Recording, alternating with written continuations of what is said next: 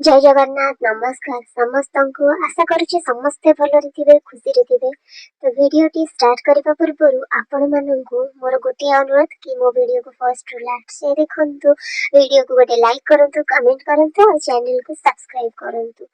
तो चलंतु स्टार्ट करबा आज रो रेसिपी। आज मो गोटे बहुत ही यूनिक रेसिपी आपण माननक पई नै आछि, जोटा कि होछि हमर कढ़ी पकोड़ा। वर्षा दिने थरे निहाती ए रेसिपीटा ट्राई करंतु। आशा करुछि ए रेसिपीटा आपण माननकु बहुत ही भल लागिबो। तो बहुत ही सिंपल रेसिपी, खाइबा पई भी बहुत ही टेस्टी।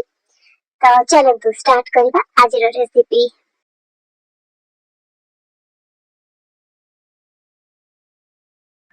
हमें गोटे बाउल रे 2 कप दही आ गोटे कप बेसन नै जिबा। सेते हमर जीरा पाउडर, धनिया पाउडर, हल्दी पाउडर जति हमर बेसिक मसला रहला ताकू सब देकी लूण देकी भल भाबरे ताकू पूरा गोटे पानिया बैटर करके गोले दबा।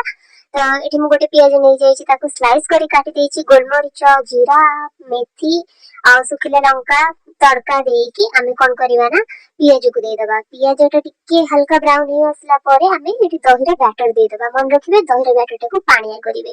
तापरे आको सिम रे घोड़े की फुटिबा पई छाड़ दबा।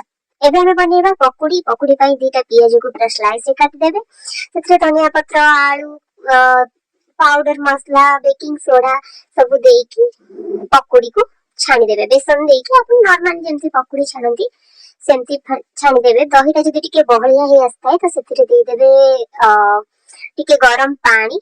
तबे पकोड़ी मोर एठी हे गलानी। ताकू मु एबे कढ़ी रे दे देबी।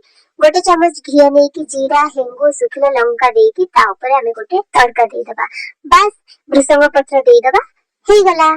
तो हे गला जरा हमर रेसिपी। आशा करछि वीडियो टे आपन को भल लागिबो। भल लागिले लाइक शेयर सब्सक्राइब और कमेंट करबा को जमार भी भूलिबे। रहउची जय जगन्नाथ।